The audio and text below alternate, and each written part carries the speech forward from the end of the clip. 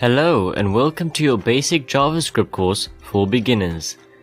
In this lesson, I'll be giving you an overview of this course. In this course, we'll start off by downloading the program which we'll be using to the end of the course, Notepad++. Once downloaded and installed, I will show you how to create two files which you'll be working with. An HTML file which will contain the code that runs our program through our preferred browser.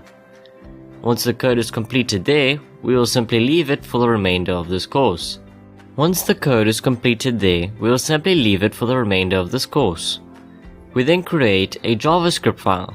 Once we have done that, we shall learn output, variables, their different types, methods, math functions, retrieving user input, basic web functions, debugging, loops, and conditional operators.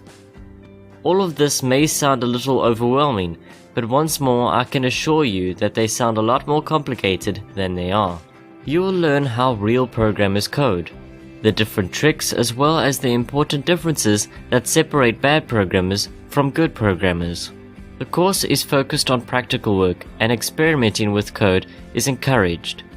Taking what you learn and using it to develop something of your own creation. Whether it works or not, you are still learning and progressing further than most average programmers do. Upon learning Python in my early studies, I used what I learned to create a simple AI in my free time, building up a list of responses that could be easily exploited, and I found so many errors with the program at the end of the day. However, through this experimentation and practice, I became more fluent with Python than any of my colleagues, and ended up tutoring some of them.